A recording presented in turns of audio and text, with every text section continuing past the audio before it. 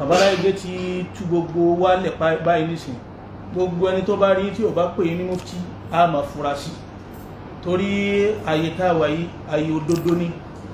bí wọ́n bá sì pè yàn ní nǹkan bí iṣẹ́ rẹ̀ ló gbé débẹ̀ bàbá láìgbé ò sí ń fìyàn síbi nǹkan àbí kí wọ́n sọ pé báyìí lèèyàn ṣe rí lórí ìfẹ́nú mizaniya àti mímọ̀ àti àkìlíyà àti tàkọ̀fíyà àti gbogbo nǹkan tí màáyìrì yẹn ni bàbá láìgbé máa ń wò kí Ọlọ́run kí ó jẹ́ kárí bàbá láìgbé pẹ́ bàbá mufti ààwẹ̀ ti dé ó ti dájú kọ́ wá àti dájú kọ́ báyìí ìjọ́ wo làwẹ̀ ìjọ́ wo ni ààwẹ̀ fẹ́ bẹ̀rẹ̀ ìjọ́ wo ni Ṣàbánù parí akramakumullah sa ìjọ́ wo sì ni Ramadan ó parí anakumullah ó dájọ́ wo lọ́dún òtúnú ààwẹ̀ alhamdulillahi rabbil alamin والصلاة والسلام على أشرف المرسلين محمد وعلى آله وصحبه وسلم تسليما كثيرا كثيرا أدعو بفهم ولهم أبا الحمد لله أبا تيو في ومنا وما كنا لنهتدي لولا أن هدانا الله èyí tọ́lọ́run ṣe fún wa yìí a dúpẹ́ fún alhamdulillah kó jẹ́ kí kó gba gbogbo nta bá ṣe ní ìbádà kó gbà lọ́wọ́ wa àmín a kí àwọn bàbá tí Ọlọ́run kó gbogbo oríire ilẹ̀ Yorùbá àti Áfíríkà tí Ọlọ́run kó jọ sí ọ̀dọ̀ wọn tọ́lọ́run fi ṣe ọ̀gángan wọn àwọn bàbá wa ṣe Adam Abdallah Al-Ilori tó já sí wípé ní àdéhùn tọ́lọ́run ṣe ni wípé ní ànábì kan ò ní wáyé kò ní wá mọ́ lẹ́yìn ànábì Muhammad sallallahu alaihi wasallam àwọn iṣẹ́ tí àwọn bàbá wọn tí wọ́n ṣe ó bò háyà àmọ́ ọlá ìpínlẹ̀ ànábì ò ní wáyé mọ́ lẹ́yìn ànábì wọ́n máa jẹ́ kan nínú àwọn tí wọ́n rólé àwọn ànábì Ọlọ́run ọlọ́mọ́sá bá ṣàlékún kẹ́ wọn kó bá ṣàlékún kẹ́ wọn mo kí àwọn bàbá wa tí wọ́n jẹ́ Sheikhul Markaz wa Mudirul Markaz tí wọ́n jẹ́ Adam Thani tí Ọlọ́run ṣe kíní yìí ní ọ̀gángan wọn tí iṣẹ́ náà ń lọ tí wọ́n jẹ́ ni tí wọ́n wá sọ àwọn tùrásù Islam kọ́lọ́run kó jẹ́ kó bá fún ẹlẹ́mìgbọ́n àtàláfíà ara albọ́kọ̀lá anábà Muhammad mo kí gbogbo àwọn jama gbogbo àwọn alfa gbogbo àwọn imáàmù gbogbo state kọ̀ọ̀kan lápapọ̀ ní south west gbogbo wọn pátá ni mo kí látòrí president general àti secretary ìmáàmù Ọ̀ṣun ìmáàmù Èkó ìmáàmù Ògùn ìmáàmù Ìbàdàn láláì má da ẹnì kankan sí àti gbogbo àwọn olóyè rábítà lápapọ̀ látòkèdélẹ̀ mo kí wọn ní kíkí ọlá ń kí ọlá ayé wọn àlékún ìbùkún ọlọ́mọsàmáwá sí fún wọn gẹ́gẹ́ bí àwọn tí àwọn bàbá wa Sheikh Markaz tí wọ́n sọ mímá wọlé nínú Ramadan àti mímá jáde kúrò nínú Ramadan láàyè yìí a ti gbọ́ ọ̀pọ̀lọpọ̀ ẹ̀kọ́ kó tó di èní kìí sọ̀rọ̀ dẹ́kẹ̀dì méjì láti gbọ́ ẹ̀kúnrẹ́rẹ́ ẹ̀kọ́ lórí bá a sì lè wọlé sínú Ramadan bá a sì lè jáde sínú Ramadan gbogbo alásìmọ̀ yìí pé ní Islam ẹ̀sìn kíkà ni ummatun ikra ẹ̀ka bẹ́yàn bá ṣe kà sí ní bẹ́yàn bá máa ń kà dáadáa kò ní máa condemn àwọn ènìyàn àwọn tí kìí sábà kà náà máa condemn àwọn ènìyàn àyè yìí ti wá sí àwọn èèyàn lójú rẹpẹtẹ lórí ojú ọ̀nà tó fẹ́ máa dá èdè àìyedè kalẹ̀ láàrin ara wa nílẹ̀ Yorùbá tá bá fẹ́ wọnú àwẹ̀ Al-Qur'an tọ́lọ́run sọ kalẹ̀ fún Muhammad sallallahu alaihi wasallam Ọlọ́run sọ fún wa nípa astronomy ilm al-falak astronomy yìí in tó ní í ṣe pẹ̀lú àwọn nǹkan òfurufú tá bá sì ń dákọ̀ àwọn planets tí gbogbo wọn tí wọ́n ń lọ kò sí bá ṣe ní dákọ̀ oòrùn àti òṣùpá Ọlọ́run ní a'udhu billahi minash shaitani rajim bismillahir rahmanir rahim ash-shamsu wal qamaru bi husban oòrùn àtòṣùpá mo gbé kalẹ̀ bi husban by calculation with calculations báwo la ṣe máa mọ̀ yìí pé báwo kí ni alákọ̀tí ń bẹ láàrin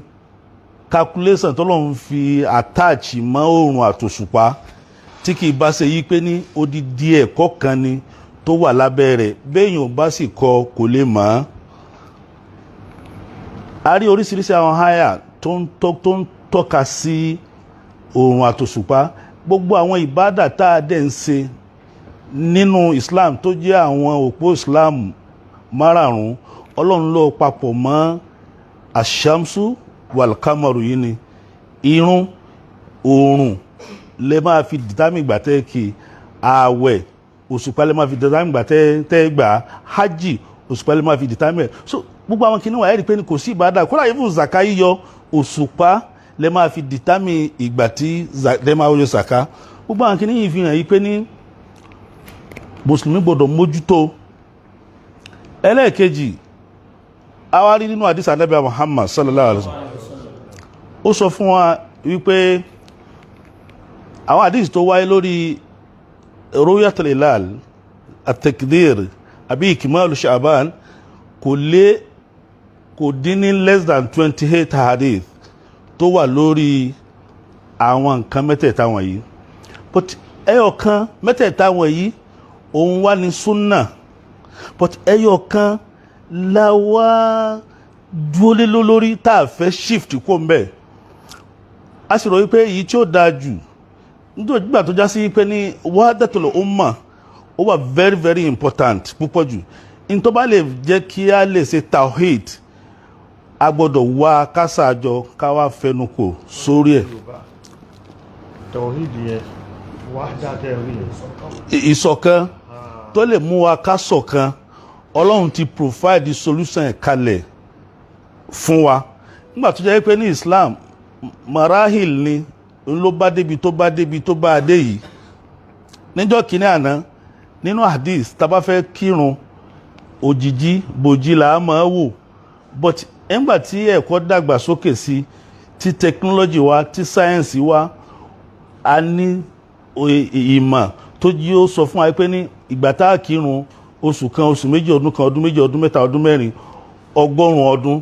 So the same thing náà ló apply fún ti ọ̀rọ̀ ti olóṣùdé. Ìgbà tó máa bẹ̀rẹ̀ àdìs, àrí àdìs tó wípé ní súnmù li ru'yati, ẹ bẹ̀rẹ̀ àwẹ̀ nígbàtí ẹ bá ti rí ru'yatul hilal. Àtúnrí àdìs mi ò ní pé ní wà in gumma ó wà ní ughbiya alaykum fakmilu Sha'ban. Tí ó bá rú yín lójú ẹ ka Sha'ban kó pé 30. Àtúnrí àdìs mi tó ń sọ wípé ní faqdiru lahu estimate ẹ̀ by ìta máa fi ń ṣe estimation ó ní calculation. You cannot estimate something you cannot, you don't, ẹ lè estimate in tẹ́ ẹ mọ ìṣirò rẹ̀. Àwọn tó bá mọ ìṣirò rẹ̀ ó ní wọ́n lè estimate pé ìgbà báyìí ni Ramadan ó bẹ̀rẹ̀, ìgbà báyìí ni ó parí. A wá rí pé ní ayé lè ní ibi tí gbogbo wa lọ òun náà a ti gbàgbé àwọn àdíìsì méjèèjì yẹn pé ní àdíìsì kan nínú mẹ́ta tó wà nílẹ̀ kárí oṣù káka Ṣàbáàn kó pé 30 kádẹ̀ estimate by calculation ọ̀nà mẹ́tẹ̀ẹ̀ta tá a lè gbà wọnú oṣù tá a lè gbà jáde nìyẹn. Ìsìláàmù ṣẹ̀ríà ìsìláàmù ò gbé dandan ẹyọ kan náà ní kí ẹ stick lé lórí. Ó náà ló mú kí àwọn bàbá wa Sheikh Adam ní Rabita radiyallahu ta'ala ní láti àná lọ torí pé ní fíìdì téèyàn bá mọ̀ ń parẹ̀ dáadáa ìtẹ́yìn bá mọ̀ ń parẹ̀ lèyìn nílé fọwọ́sọ̀yà náà fi máa ń fọwọ́sọ̀yà láti dúró tó ti pé ìjọba yìí ni àwẹ̀ máa bẹ̀rẹ̀ based on this calculation, ìjọba yìí ló máa parí based on this calculation. But láyé lẹ́ni ó wá ṣe ní láàánú púpọ̀ jù nípa wípé ní àwa mùsùlùmí a fẹ́ kúò nínú level bí tí ayé wà lánàá 1445 years láwà nísìn tàbáyọ 10 years ìjírá kò mbẹ̀ 1435 years lókù tánàbí ti kúò láyé.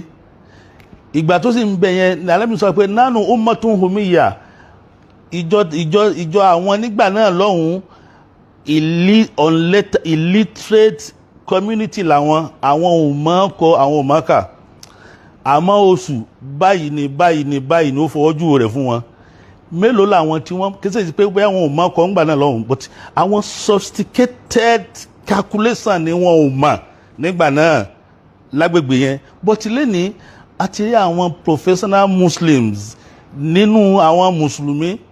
ọ̀pọ̀lọpọ̀ mutamarat lèmi pẹ̀lú àwọn bàbá sheikh láti attend ní Oman, ní Muscat, attend the conference ní Abu Dhabi,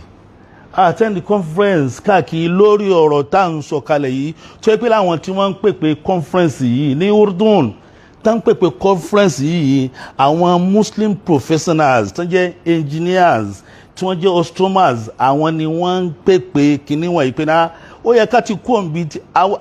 a kì í ṣe ummatun ummiya mọ́, àti mọ́, àti dá nǹkan mọ́, àti lè ṣe everything, la fi lè ṣọ̀kan, la fi lè fẹnu wa ṣe ọ̀kan, ìmọ̀ ló lè já fẹnu wa ṣọ̀kan. ló fi wá fi àwọn wá pín méjì. A wá rí àwọn jánìbù kan tó sọ wípé ní falakiyan wa shari'iyan, méjèèjì àwọn papọ̀. Àwọn kan fẹnu kò lórí pé ní falakiyan ti tó gbàdé pé ní falakiyan fún ara rẹ̀ yìí mọ́tò Ọlọ́run ọba ni ó ti tó láti lè fi bẹ̀rẹ̀ oṣù, láti lè fi jáde kó nu oṣù, ká mọ̀ dúró de pé ní afẹ́rọ́sù àbá àròsù mọ́. Àwọn kan sọ wípé ní rárá rúyà làwọn ó dúró sí. Ẹni tó bá sì dójú rúyà yóò dúró de ìkìmọ́lù Ṣàbán ní ó dúró dà. So tó ń torí di eléyìí òun ló wá mú kọjá sí pé ní kò yẹ kó fàjà rárá. Gbogbo ìdúró ìdúró MARKAZ, ìdúró rábítà látijọ́ tó ti bẹ̀rẹ̀, torí pé wọ́n ń bú àwọn bàbá pé ní àwọn bàbá àwọn tí wọ́n ewó sùn tó yẹ pé ní wọ́n kàn dómi gan ní kàlẹ́ndà ni wọ́n ń tẹ̀lé kíní kan, tó yẹ pé Ọlọ́run gan fún ara rẹ̀ ní ọba tó gbé kàlẹ́ndà gangan kalẹ̀ fún ara rẹ̀. Àwọn àríyí pé ní téèyàn bá kà dáadáa gbogbo nǹkan tí ẹlòmíì ń kọ̀ndẹ́mù kò yẹ kó kọ̀ndẹ́mù, àìkà tó ló jẹ́ kó máa kọ̀ndẹ́mù rẹ̀. Ní Ramadan ọdún tí ń bọ̀ wáyìí ní ìta adájúkọ tó máa bẹ̀rẹ̀ ní next week yìí, based on astronomical al-isabatu falakiya, al-iktron, al-mihak, you call al-mihak, ó máa wáyé yẹn pé ní lílé sísun oṣù wiladatul qamar jadid, oṣù tá ń bá lọ yìí, oṣù Ṣàbán tá ń bá lọ yìí, tóṣù bá fẹ́ yọ ní awalu leil, tóṣù bá fẹ́ yọ ó máa yọ fún wa ní garb, ibi tóòrùn máa ti ń wọ̀ ní oṣù máa yọ. Tó bá fẹ́ lọ lè sùn ó máa sùn ní sharq, níbi tí òòrùn ti máa ń yọ lóṣù máa ń sùn sí. Ìyàtọ̀ tí ń bẹ láàrin waning crescent àti waxing crescent, crescent tó fẹ́ lọ lè sùn ó ń wé ní lọ ni ó ń lọ lè sùn ní àṣùbà là máa rí. Èyí tó bá fẹ́ yọ ìrọ̀lẹ́ láàárí láfta maghrib. Oṣù tó bá fẹ́ lọ lè sùn irú Ṣàbán yìí nísìn lápèjúwe nísìn on the 8th àárí oṣù yẹn lásùbà ní ibi tá à ń dájú kọ kírun ní 8. Ó possible lágbègbè bòmíì tó bá di on the 9 lásùbà kí wọ́n rí, ó possible kán máa rí. Ó depend lórí geographical location tí oníkálukú bá wà ló máa di time kíní ó máa lọ rí oṣù tó fẹ́ lọ lè sùn àbí ò ní rí oṣù tó fẹ́ lọ lè sùn. Al-muhim, sophisticated calculation jẹ́ àmọ̀ wípé èèyàn rí kò rí, àwọn èèyàn ti monitor movement of the moon, movement of the sun accurately pẹ̀lú mímọ̀. Òun ló mú ká máa sọ fún wa pé ní kùsùfù máa ṣẹlẹ̀, kùsùfù máa ṣẹlẹ̀, eclipse of the moon, eclipse of the sun lásìkò báyìí, nígbà báyìí, láàyè báyìí, níyè ìṣẹ́jú báyìí for the next 100 years tí ó sì ṣẹlẹ̀. Eléyìí ò rújú rárá àfi téèyàn ò bá ní mímọ̀ rẹ̀ àbí tí ò bá súnmẹ́ni tó nímọ̀ nípa rẹ̀. Wọ́n á Mọ́kà lọ́dún kan, àwọn táwọn bá wá gbalé mo á jòkó lẹ́tì náà, mo á sọ fún wọn pé ní kùsùfù fẹ́ ṣẹlẹ̀ o wọ́n ní àfáwọn oníṣúfì ìtúndé èwo náà pé ń kùsùfù nǹkan àṣà ń sọ pé lọ́kílé mo tún wá wà lọ́dọ̀ wọn ń jọ yẹn tẹ̀sán pé ní arab náà dẹ̀ máa ń gbé ogun tẹlifíṣàn Saudi sí mọ́sálásí tí ń bẹ lẹ́gbẹ̀ẹ́ ilé ọ́fíìsì wọn wọ́n bá bẹ̀rẹ̀ sí ní pèrún bí ọwọ́ aago bíi 10 mọ́kànlá alẹ́ tàti kí ìṣá ìtàn wọ́n bá wo tẹlifíṣàn wọ́n sáà ń kí pé irun kòsúfù àti kòsúfù wọ́n sáà ń mo sọ fún yíjọ́ ní ìpẹ́ ní ẹ sọ pé àfáàhùn súfì ìtúndé tí mo fi lè sọ fún yíjọ́ yẹn lọ́hùn tẹ́yìn ò nígbàgbọ́ nínú rẹ̀ torí pé ẹ fẹ́ nígbàgbọ́ nínú rẹ̀ ìmọ̀ ti kọjá lẹ́fù bíi pé ní tẹ́yìn fi sí lánàá mo ní jẹ́ kí n tún wá sọ fún yín next year yìí o ọ̀nà báyìí ni kòsúfù ti máa ṣẹlẹ̀ ọ̀nà báyìí ni kòsúfù ti máa ṣẹlẹ̀ iye ìṣẹ́jú báyìí ni ó ti ṣẹlẹ̀ wọ́n ní ọlọ́run ló mọ̀lá kùsàn tó mọ̀lá tí ò bá wáyé mọ́ ń kọ́ mo ní yóò wáyé ọlọ́run ló ní ìmọ̀ ni so ìyẹn ló wá fà tó jẹ́ sí pé ní àwọn èèyàn tó mọ movement of the qamar pẹ̀lú calculations irú àwa yìí ní sàmọ́ tí ò ní wá àwọn professional wa àwọn tó bá ń learn tí wọ́n ní seal fún falak tí wọ́n pé wọn ò wọnú ẹ̀ gidi kankan mọ́ àwọn astronaut kan máa ṣe gbá ìyẹn fi wá hàn wá wípé wọ́n já rí wípé ní tó bá di on the 10 oṣù Ṣàbán tá ń lò lọ yìí tó bá di 9 o'clock universal time 9 o'clock on the 10 níjọ́ Sunday universal time plus March on the 10 universal time March 10 níjọ́ Sunday 9 o'clock plus 1 làwa wà fún universal time àwọn kan wà ní plus 2 àwọn kan wà ní minus 1 àwọn kan wà ní minus 6 minus 12 the maximum minus 12 plus 12 bọ́n ṣe pín ayé sí méjì nìyẹn now tó bá di 9 a.m. láàárọ̀ tó jẹ́ 10 a.m. Nigerian time ní gbogbo Africa 10 a.m. tó bá wà ní plus 1 láfíríkà yàtọ̀ sí Ghana tó yẹ pé the same time ní wọ́n pẹ̀lú universal time conjunction máa ṣẹlẹ̀ wiladatul qamar jadid oṣù Ṣàbán tí ń bọ̀ wá ìrìnàjò tí ń gbé bọ̀ wá tó ń lọ láti ló tó fi bẹ̀rẹ̀ Ṣàbán tó ń lọ yẹn tàbí wọ́n á di lásùbá yẹn tó bá di 9 a.m. láàárọ̀ yóò ìrìnàjò rẹ̀ ó pé ó sì ti níye hour minute second tó máa fi pé kò sì ní dúó ń pé báyìí dé yóò tún tọ́ọ̀nù padà á tún gbé ìrìnàjò rẹ̀ kò ní dúó ẹnu Suratu Yasin kàlàádá kàlòrìjún al-qadim limustaqarri la'a sálìkà takdiru al-aziz al-alim kò ní sálìkà takdiru ètò ọlọ́run calculation ọlọ́run nìyẹn ó máa wá tọ́ọ̀nù padà láti lọ lè rí àpíà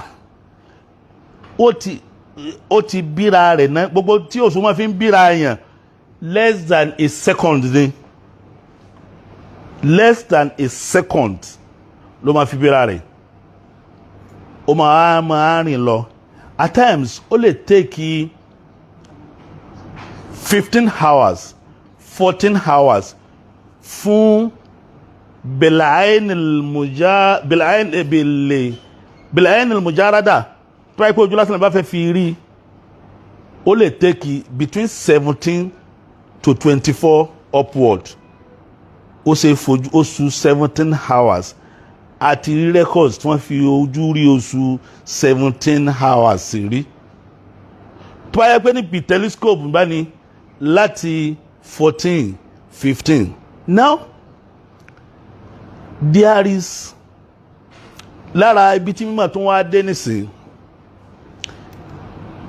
sísun oṣù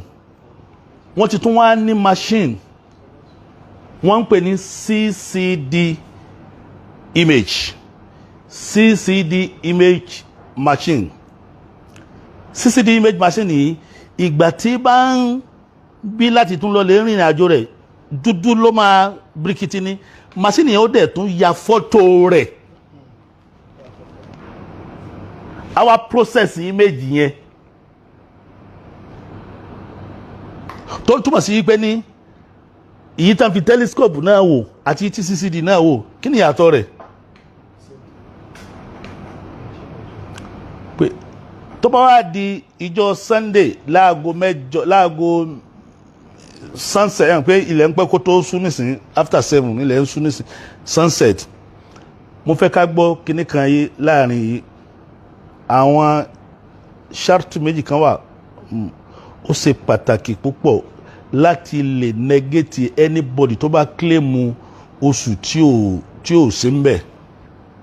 1 gbogbo oṣù tí yàrá bá fẹ́ claim ó gbọ́dọ̀ jẹ́ mẹ́hàkù gbọ́dọ̀ ti wáyé before kó tó sọ wípé lóun rí oṣù wìládàtà kámọ́rì jẹ̀díd gbọ́dọ̀ ti wáyé kó tó sọ pé ní òun rí oṣù níjọ́ Sunday ni wìládàtà kámọ́rì jẹ̀díd máa ṣẹlẹ̀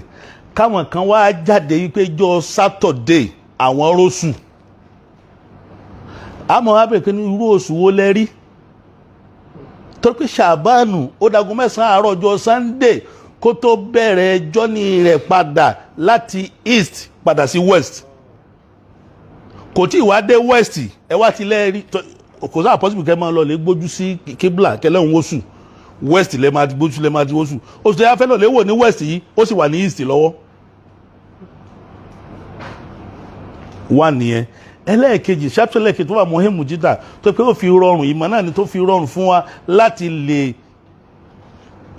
gbádànù ẹni tí ó bá yọ pé lóun rí oṣù òun náà ni oṣù tó bá sọ pé lóorí fún àwọn tó bá yẹ pé ní rúyàtìlì láàlì làwọn bá gbọ́ gbára lé ni pé ní oṣù tó rí yìí ṣé ìmọ̀ sọ fún wa pé ní gurub shamsu qabla gurub al-qamar ni àbí gurub al-qamar qabla gurub shams oòrùn gbọ́dọ̀ wọ̀ síwájú kí oṣù tó wọ̀ tóṣù bá ti lè wọ̀ síwájú kórùn tó wọ̀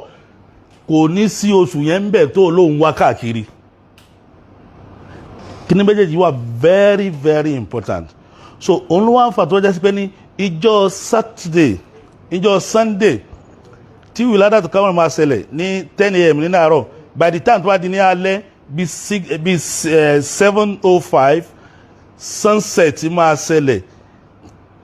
òṣùpá ò ní tí wọ̀ because torí pé ní bí 8 hours plus ní èjì rẹ̀ máa jẹ́ mínítì tó máa fi wà ń ta tó máa fi wọlé ó kéré púpọ̀ jù but kìí ṣe oṣù tó yẹ pé ní ó máa wọ̀ ṣáájú kí oòrùn tó wọ̀ oníjọ́ Saturday ó gba àwọn àlùfáà tó yẹ pé ní wọ́n kó fálàkì papọ̀ mọ́ ṣẹ̀ríà náà fi wá sọ wípé ní irú oṣù bẹ́ẹ̀ a lè káǹtì ẹ̀ láti bẹ̀rẹ̀ àwẹ̀ ní ọjọ́ tó tẹ̀lé mú sọ́mù ọ̀pọ̀lọpọ̀ ọjọ́ Islam ìlú Islam ni ó bẹ̀rẹ̀ àwẹ̀ pẹ̀lú gbogbo àwọn analysis àti àwọn tí mo fi kalẹ̀ yìí ní ọjọ́ Monday tí ń jẹ́ 11 of March 2024 tó bá dẹ̀ di in tó fi lè mú ká lè mọ ọjọ́ tí Ramadan máa bẹ̀rẹ̀ kò sí in tó díwọ́ fún ká mọ̀ ọjọ́ tí Ramadan máa parí the same kíní tá a lò fún Ramadan ìbẹ̀rẹ̀ náà la máa tún lò fún ìparí ẹ̀ tí ìparí ẹ̀ ti rọrùn púpọ̀ jù on the 9th ni oṣù máa ṣẹ̀ṣẹ̀ sùn lálẹ́ tó bá di 10 on the 8th ni oṣù máa sùn tó bá di 9 ní ìrọ̀lẹ́ ó máa ti pé 24 hours everybody wa la máa rí oṣù yẹn ní on the 9 ni ó fi já sí pé ní Eid al-Fitri awọ́lẹ̀ yóò mú Shawwal yóò máa jẹ́ 10 of April 10/04 10 of April ni ó máa jẹ́ bí iznillahi ta'ala wallahu a'lam. Kí Ọlọ́run kí ó jẹ́ ká rí bàbá mufti pẹ́ iṣẹ́ mufti náà ni ẹ ṣe àwọn bàbá aláyége àwọn ni wọ́n wá dúró bí ẹni tí ń béèrè fatiwa lọ́wọ́ mufti ẹ wá dá gbogbo ayé lóhùn